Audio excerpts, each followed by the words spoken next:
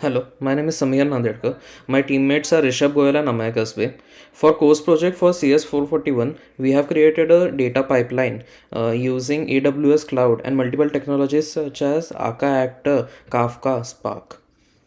So in this project, what the data pipeline is such that we have set up a log file generator which will generate the logs and update them to a S3 bucket.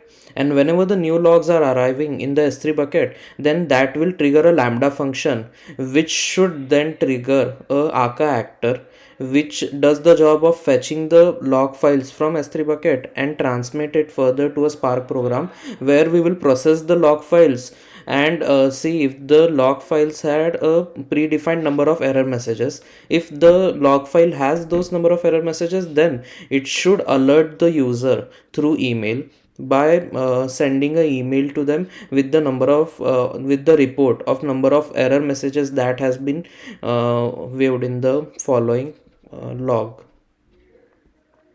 So in this particular video, I will be explaining the project structure for the complete project, and then I will explain the log file generator setup in multiple EC2 instances, and then I will show or demonstrate a end-to-end demo for the data pipeline from the log file generator till the mail arrives in the Gmail inbox. Okay, so let us begin. So this is the project structure for as you can see, so we have multiple instances, EC2 instances, which we have set up a log file generator.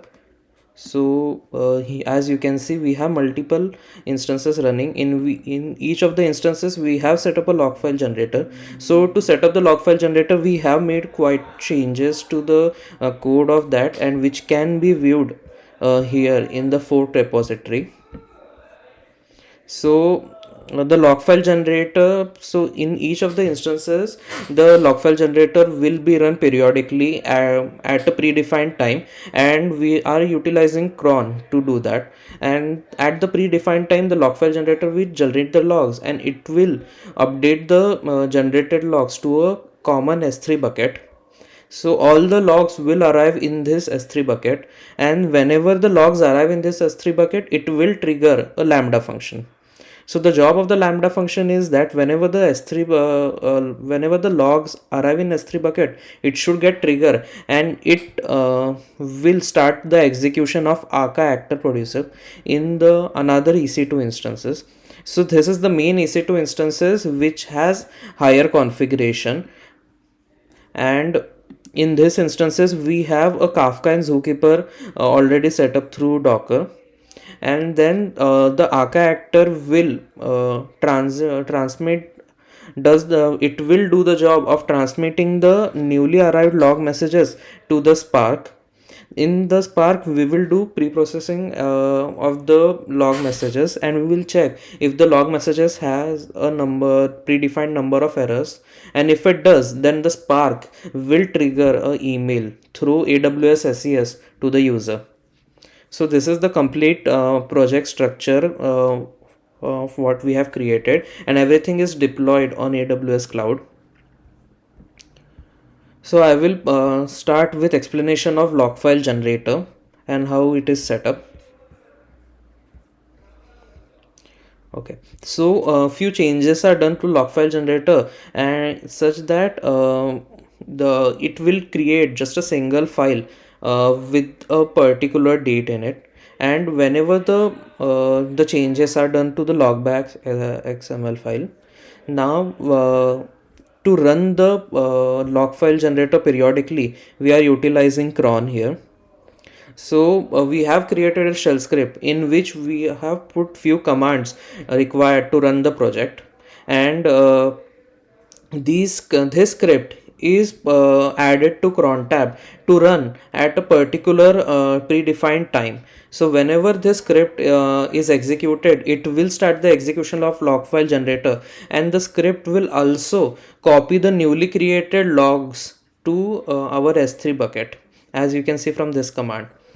So I have three instances already opened on my terminal.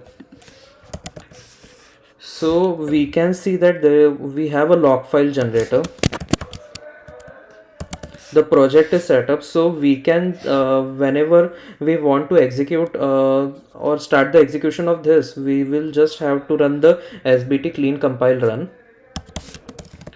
Now here we can see the script.sh in which we are moving to the directory of log file generator. Then we are performing the sbt clean compile run to run the project, and then once the project is completed, is successfully run, then we will copy the newly created log files to s3 bucket, and then we are removing the log files from this directory, as the directory or as the log files are maintained in the s3 bucket by default. Okay, now the in addition, the log files are run periodically through cron tab. So I will just show the cron tab entry. So as we can see, the root script.sh, this script is periodically run every 20 minutes, so like 20, 40, 60 minutes of an hour. This script should be triggered, and similarly we have different cron entry uh, for another instance. So this script should be triggered at 30 and 60 minutes. So this is done so that the multiple log files will keep on sequentially adding the log messages to our s3 bucket. Okay, now just for to verify if the cron is working properly or not, we can just check varlog cron messages. We'll just grab the script. So here we can see that the log files have been running multiple times at every 20 minutes, like 0, so it's running at 20, it's running at 40. So so this verifies that the cron tab has been set up correctly and it is working now. So this is how we have set up the log file generators in our multiple EC2 instances, and it is updating the created log files to the S3 bucket. Okay, now I will move on to show the end-to-end demo for the whole project of the data pipeline that we have created. So the demo will start from log file generator and till we can see that the mail has arrived in to our user or not. Just to do that, we have a main instance where we have Kafka and Zookeeper, where we should have Kafka and Zookeeper running. So to showcase the demo, I have stopped the Kafka and Zookeeper. So I will just start here those again. So we will just verify if Docker is running or not. So we can see that the on our main EC2 instances, the Docker is currently active. Then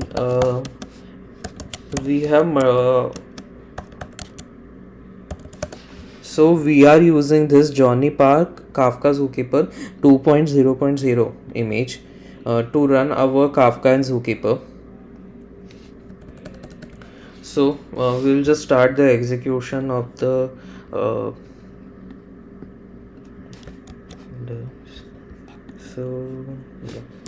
so we will just run docker run command, and this is a predefined command which we can find on Johnny Park Kafka Zookeeper link. So here the 2181 is the port number for the Zookeeper server, and 9092 is the port number for our Kafka server. Okay, now we'll start the execution.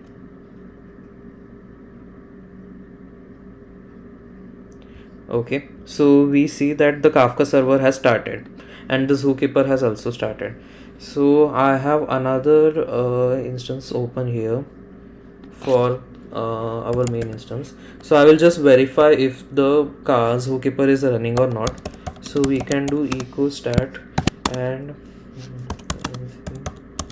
as the main as it is the local host, as this is the main cluster server, so we can just institute the local host, and we will just give the IP address for this. So we can see that the zookeeper version is currently running.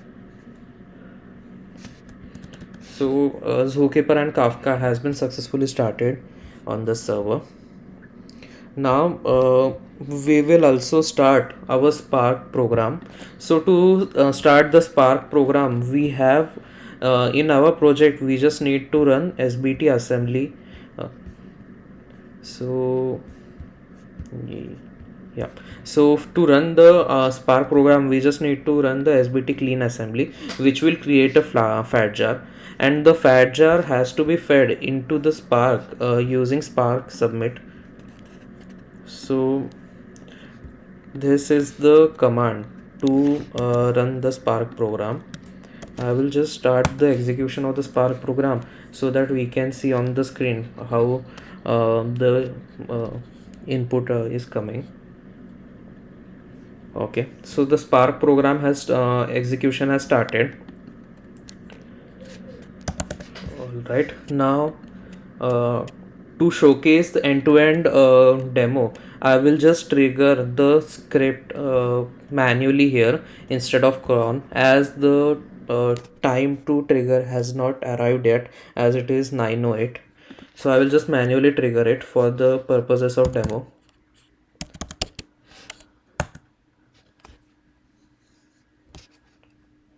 Okay, so I have started the execution. So this execution will first compile the log generator, and then it will run the same to create log messages. And once the log messages are created, it will update it to our S3 bucket. So this will take probably 1 or 2 minutes.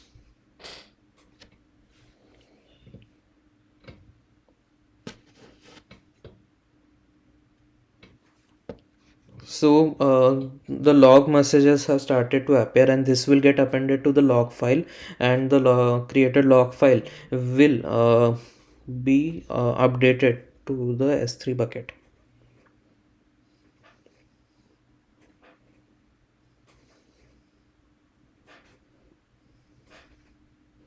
Okay, so now here we can see a successful upload message from AWS CLI that the created log file is successfully uploaded to our S3 bucket.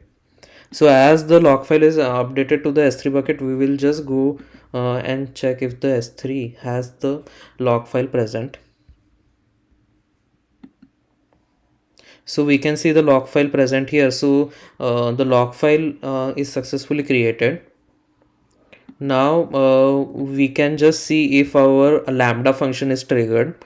So we are using CloudWatch to see if the lambda function is triggered or not. So yeah.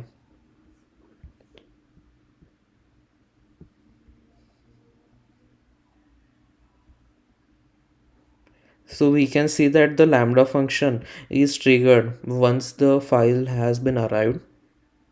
So we will just go to our main instances. In the main instance, we can see that in the Spark program that we just ran, we see we received an input that these many messages for each type of the log are present. They received from the newly created log messages. So this has been created into a report, and the report is mailed to our. So let us see if we have received a mail or not. Yeah, so for this 910, we see that we have received a mail with the zip containing the reports.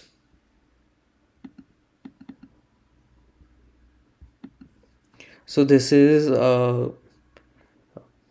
yeah, So mail with the more error messages, as there are two error messages, that is we have kept a threshold of 2. If 2 or more are present, then it should trigger the mail. So as the two messages are noticed, it has just triggered a mail with this subject. So this is how the whole data pipeline is working. Okay, thank you. And my teammates will explain the further code explanation in the subsequent videos. Thank you.